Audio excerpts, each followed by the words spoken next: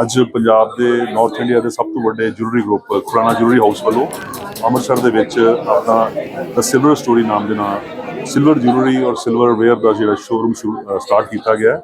ਉਹਦੇ ਲਈ ਮੈਂ ਖੁਰਾਨਾ ਜੁਐਲਰਸ ਨੂੰ ਬਹੁਤ ਮੁਬਾਰਕਬਾਦ ਦਿੰਦਾ ਹਾਂ।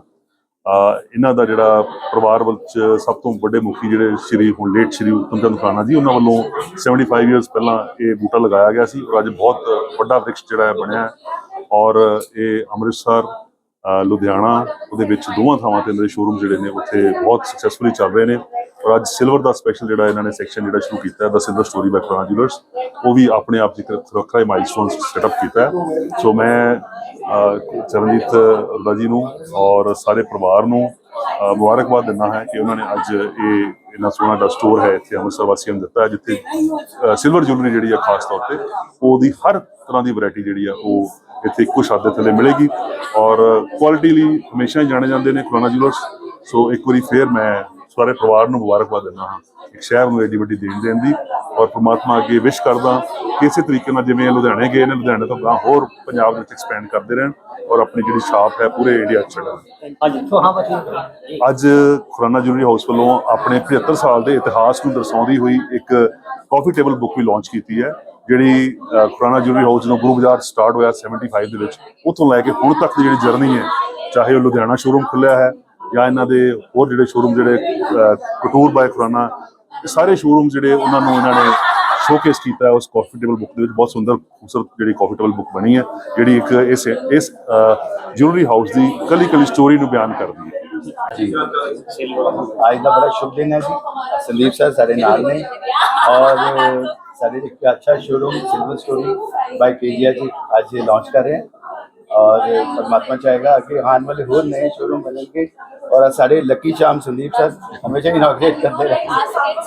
तो अभी परमात्मा वालों एक हाल से जान के कह रहे हैं कि 75 साल पहले सारे जो वड्या ने बूटा लाया सी, उस तो बाद सारे पापा उस तो बाद असी आए, उस तो बाद सारे बच्चे आए, फोर्थ जनरेशन काम कर रही है जी। असी जूलरी लैंड असी जूलरी नाल ही जुड़े हुए हैं, चाहे वो गोल्ड ज्वेलरी है, डायमंड ज्वेलरी है, सिल्वर ज्वेलरी भी आज असं लॉन्च की है और तुम देखो कि ਉਹਦੇ ਵਿੱਚ अलग ही लोगों को चांस मिलेगा क्योंकि फैशन ज्वेलरी है।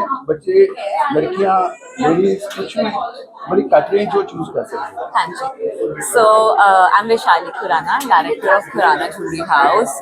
आप सबका स्वागत है हमारे न्यूएस्ट वेंचर में the silver story by केजीएच।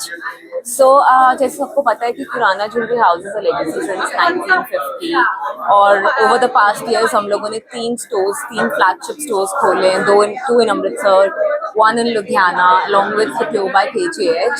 So today we are celebrating another milestone, our silver story by KGH, जहाँ पे हम लेकर आए हैं सिल्वर ज्वेलरी, ऑर्नामेंट्स, गिफ्ट्स लेकर आए हैं लोगों के लिए, gifting items. So we have done so many different things this time.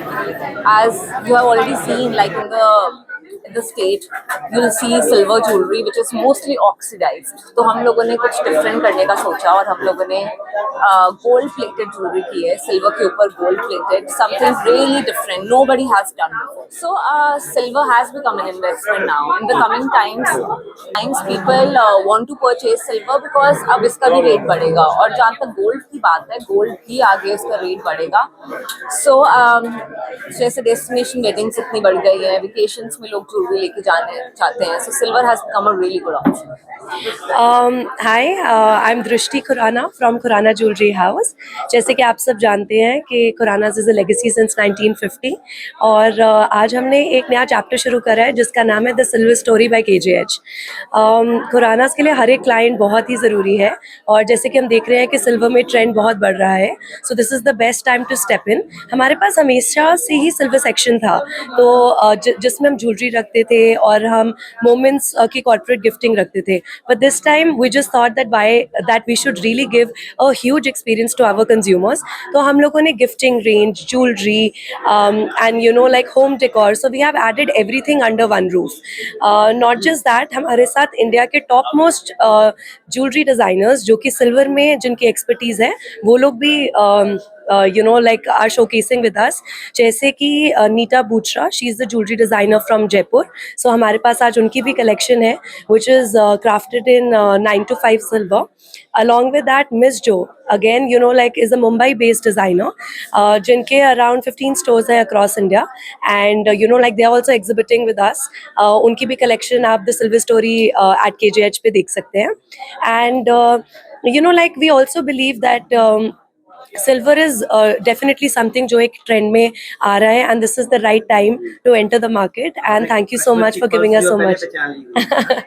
Actually like Khuranas में हम बिलीव करते हैं कि हर एक क्लाइंट बहुत ज़रूरी है, और रादर हमें क्लाइंट ही बता के जाते हैं, सिखा के जाते हैं. हम देख रहे थे कि क्लाइंट्स का रुझाव बहुत ज़्यादा बढ़ रहा है towards the silver jewellery, and yes like like here we are with a whole new universe of silver. Inflation तो कारण नहीं है, क्योंकि सोना बहुत ज्यादा महंगा हो गया है. देखिए डेफिनेटली अगर हम दोनों चीज़ें कंपेयर करें तो जैसे कि सिल्वर की जो ज्वेलरी है उसकी pricing comparatively to the gold is definitely going to be more affordable. तो affordable jewellery point of view से ये हमने स्टोर करा है. नॉट जस्ट दैट, जैसे कि आप जानते हैं कि डेस्टिनेशन ज्वेलरी लाइक बहुत ट्रेंड में आ रही है. People are really doing a lot of weddings outside of where they are residing.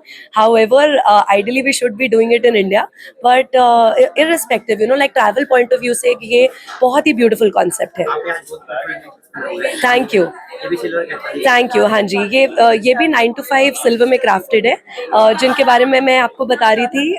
Nita ब्रूचा, ये उनकी कलेक्शन है. This is all temple inspired. I will also show you a similar piece that is with us, and आप इसमें देख सकते हैं कि इसमें like God figures crafted है, and like इसमें कृष्ण जी crafted है. So I'll give you a closer look.